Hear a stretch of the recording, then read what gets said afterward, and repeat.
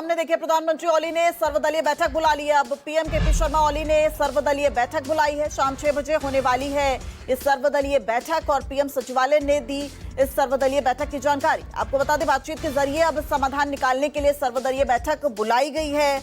नेपाली कांग्रेस के महासचिव गगन थापा ने प्रधानमंत्री ओली से मांग की है कि जेनजी प्रदर्शनों के दौरान जो 19 प्रदर्शनकारियों की मौत हुई, उनकी नैतिक जिम्मेदारी लेते हुए वो तत्काल इस्तीफा दे दें।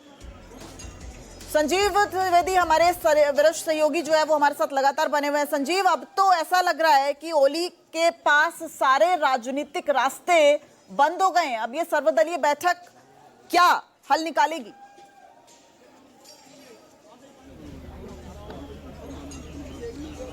देखिए, लोकतंत्र में तो बहुमत इम्पॉर्टेंट होता है और आज की तारीख में ऐसा लग नहीं रहा है कि अब केपी शर्मा ओली के पास बहुमत रह गया है। इस वक्त भी जो सरकार चल रही है, केपी शर्मा ओली की जो पार्टी है वो पार्टी सीपीएम यूएमएल, उसने भले ही सरकार बना रखी हो और प्रधानमंत्री उसके हैं, लेकिन आंकड़ों में वो जो सहयोगी नेपाली कांग्रेस है उससे कम है। सहयोगी नेपाली कांग्रेस के सांसद ज़्यादा हैं और 78 सांसद ही हैं जो कि सीपीएम यूएमएल के हैं, यानी कि केपी शर्मा ओली के। यानी कि अगर नेपाली कांग्रेस ने अपना समर्थन वापस लिया तो सरकार तो गिर ही जानी है। और ऐसे में जबकि नेपाली कांग्रेस के सचिव ने इस बात का ऐलान कर दिया है कि वो समर्थन वापस लेने जा रहे हैं, क्योंकि वो इस तरह के दमन का एक मिनट भी मूक दर्शक या गवाह नहीं बने रह सकते हैं। लिहाजा अब रास्ता ही नहीं है, केपी शर्मा ओली की सरकार गिरेगी। और ऐसा लगता है कि नेपाली कांग्रेस ने बड़े धैर्य के साथ चीज़ों को परखा। उन्हें ये लग रहा था कि शायद केपी शर्मा ओली अपनी स्थिति को संभाल पाएं, कि ऐसे में जबकि वो चीन की मदद से वहां पर शासन, अपना सत्ता चलाना चाहते हैं।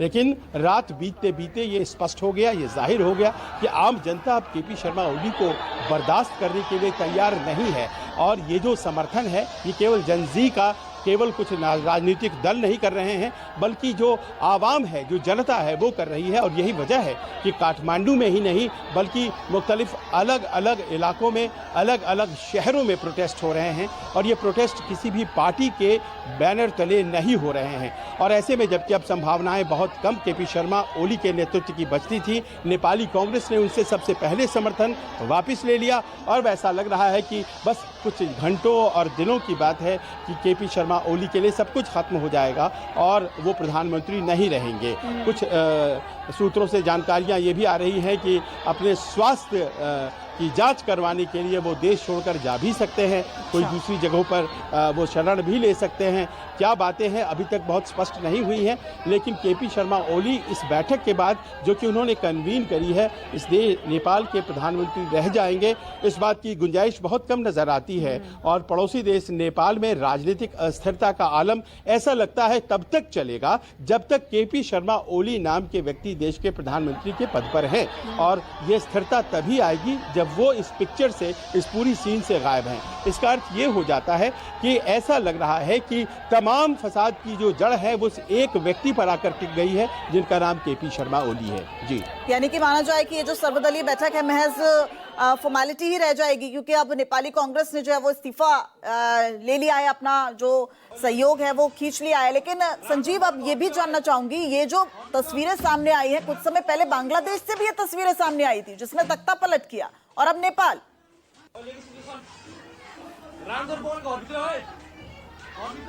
देखिए, ये तस्वीरें आपने बिल्कुल सही कहा, कुछ दिन पहले की बात है। और ये वाकया 5 अगस्त 2023 का है, जब ढाका में इसी तरह की तस्वीरें दिखाई पड़ी थी जो आज नेपाल की राजधानी काठमांडू में दिखाई पड़ रही हैं। और ज़रा आपको और पीछे ले चलूँगा तो कुछ ही दिन पहले ढाका से ये तस्वीरें दिखाई पड़ी थी श्रीलंका की राजधानी कोलंबो में। और जो स्थापित ताकतें हैं, स्थापित सत्ता है, उसके प्रति असंतोष जाहिर करते हुए सड़क के लोग, जो कि आम जन हैं, जन समूह है, मानव समुद्र है, वो बाहर जब निकलता है और अपनी ताकत का प्रदर्शन करता है तो नज़ारा क्या होता है, वो तस्वीर हमने कोलंबो में जाकर के भी देखी थी और ढाका में भी देखी थी। और आज वही तस्वीर हमें काठमांडू में दिखाई पड़ रही है। एक ऐसी तस्वीर है जो इस बात को निश्चित करती है कि दरअसल वहाँ पर आने वाले दिनों में सत्ता परिवर्तन होने वाला है। पर सत्ता परिवर्तन तो एक छोटी सी बात है, ऐसा नहीं है कि वहाँ प्रधानमंत्री केपी शर्मा ओली की जगह कोई और नए प्रधानमंत्री आ जाएंगे और उसके बाद से सब कुछ सामान्य हो जाएगा। जी नहीं, 19 सितंबर यानी कि आने वाले जो 19 सितंबर है, ये नेपाल में नए संविधान को अडॉप्ट किए जाने का एक सालगिरह है, जो कि हर साल मनाया जाता है। 16 साल पहले जो नया संविधान राजशाही के खत्म होने के बाद एक डेमोक्रेटिक कंट्री के तौर पर जो अपनाया गया था, 19 सितंबर तक इस बार कहा जा रहा है कि कोई नए परिवर्तन आ जाएंगे और नई व्यवस्था के तहत नेपाल में सरकार बनाई जाएगी। ठीक है संजीव, बने रहिए, मानव आप भी बने रहिए। इस वक्त